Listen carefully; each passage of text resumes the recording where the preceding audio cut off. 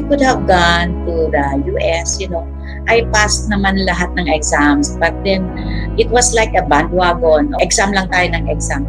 But I never really thought of going abroad permanently because I saw lots of patients. That time, maski 30 years ago, parami ng parami ang pasyente who have kidney problem. And maybe that's why National Kidney Foundation of the Philippines was built because of the need to take care of this illness. Although I was enticed to be in a private hospital as full-time, I declined because I wanted to stay here at NKTI.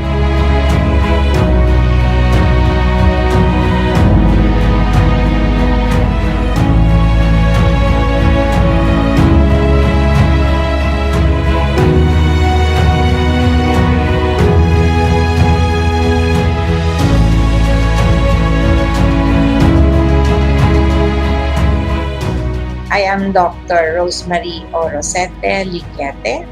I am currently the Executive Director of the National Kidney and Transplant Institute. I am the first woman transplant surgeon in the Philippines. And as such, I have helped push the frontier of organ transplant in the Philippines for more than 30 years, actually going on 35 years now.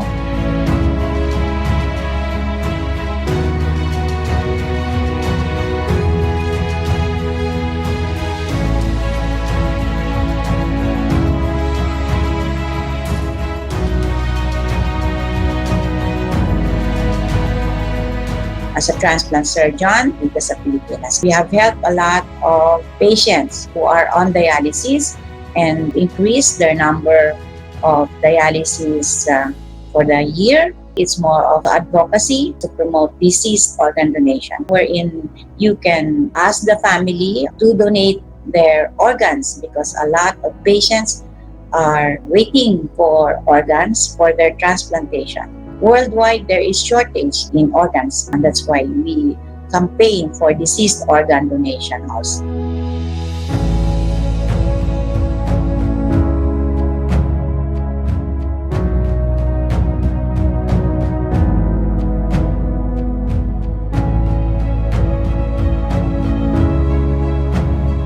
We have to help other centers build their own transplant program. One way is that to capacitate them and train nephrologists, transplant surgeons, anesthesiologists, urologists who can go back to the provinces so that we can have centers. So they need not come to Manila for transplant.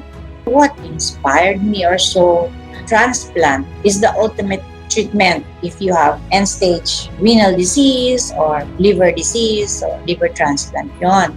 It's a miracle indeed. It's like a rebirth for these patients. I have a story of a patient who had 3 transplants when he was a teenager with a mother as the donor.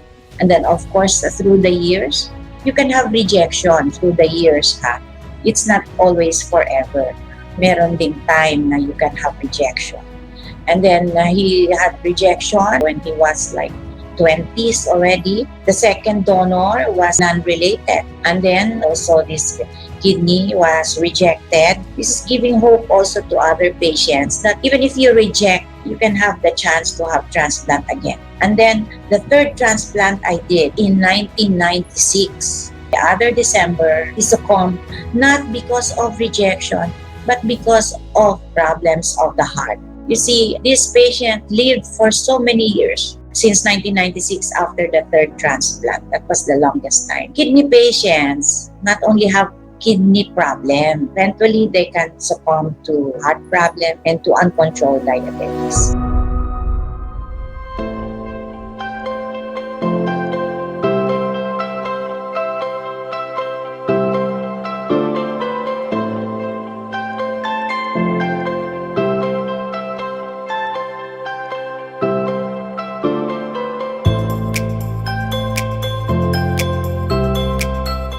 Yung pinaka-challenge namin at that time was really a challenge also for NKTI when we had this legal battle The doctors of NKTI and myself as a surgeon were charged with a murder for a patient who had gone brain dead and then transferred to NKTI. We exerted effort to look for the relatives, but we cannot. There is a presidential decree even before, during the time of President Marcos, that the hospital may authorize getting of the organs for transplantation. So that's what the hospital did, as authorized by the director. But when the families surfaced, sabi nila, we made the patient brain dead so that we can get the organs. Most of the people in the early 1990s, 94, did not understand what brain dead is. So there was a law that was passed, the Public Act 7170, and it defined brain dead as dead. So you can get the organs even if there are no relatives, as long as you have exerted a lot of effort to find it. The case was closed.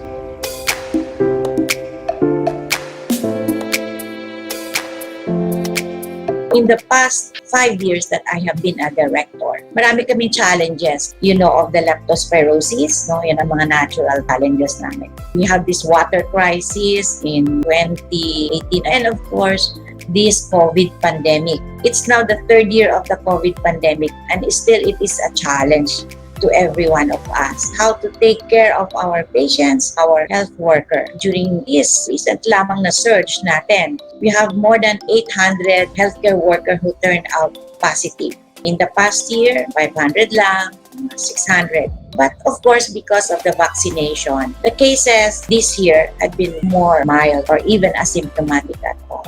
The challenge for our patients is that they kept on coming to NKTI, especially dialysis patients, because they were refused by other dialysis centers.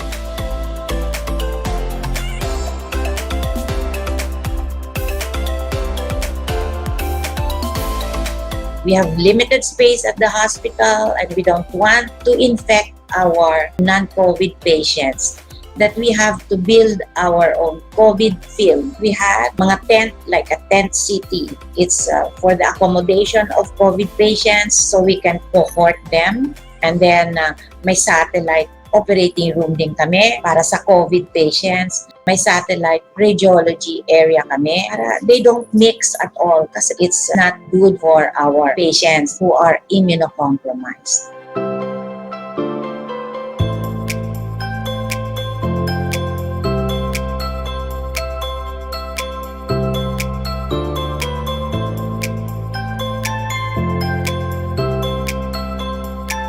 As a director of this institute, more important accomplishment is that we were able to get the lot, which used to be occupied by illegal settlers, 5,000 square meters. And during the COVID times, we used this area to build the modular dialysis facility, mainly for patients who had COVID and had their dialysis. We have 3 more buildings to build. I hope we can finish that in 1 or 2 years to improve our service to patients, especially those with renal problems. All these challenges, we were able to face them squarely. So of course, it was a feather in the cap of my leadership as the executive director.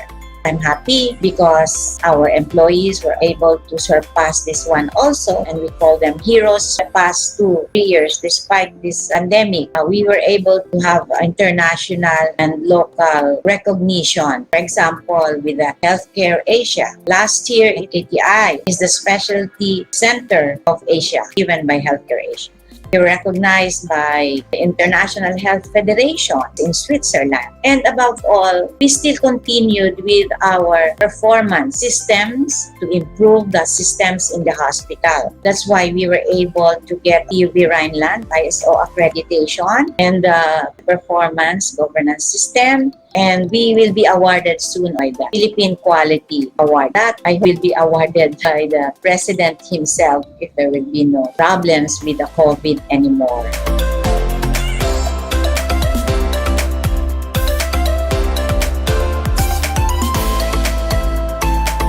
There is the universal healthcare, and I am with the TWG on the framing of this stratified framework for the renal health. Even if I will not be a director anymore in the future, I want to help continue with this project because in this stratified framework, you start with the barangay to train people there, to make aware the population of how to take care of their kidneys. And then when you have problems with your kidneys, I hope with this UHC, hindi na maraming tao magkakaroon ng renal failure kasi you can take care of them even at the barangay level pa lang, at the barrio level. Hopefully wala nang magpapatransplant because we will educate the people.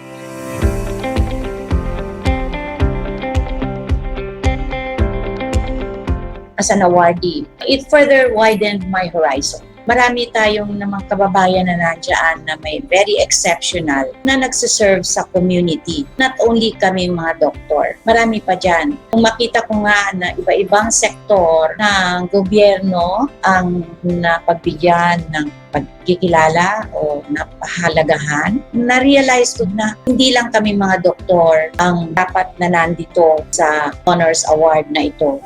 Marami pa.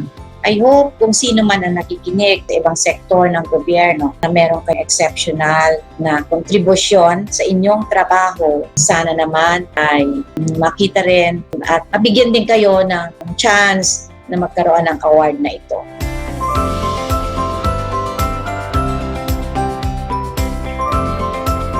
Sa atin pong mga kababayan, ang Civil Service Commission po ay merong Honors Award Program upang ipakilala sa buong bansa, ang marahil sa buong mundo, na tayo ay may mga kababayan na very exceptional sa kanilang contribution para sa ating bansa. Hindi lamang sa larangan namin mga doktor, hindi sa ibang sektor ng gobyerno. Meron po kayong kilalang mamamayan na mahalaga ang kontribusyon sa ating bayan, kinominate po natin sa ating Civil Service Commission at nang sila ay makilala at mabigyan ng pag-asa manalo din po sa Lingkod Bayan.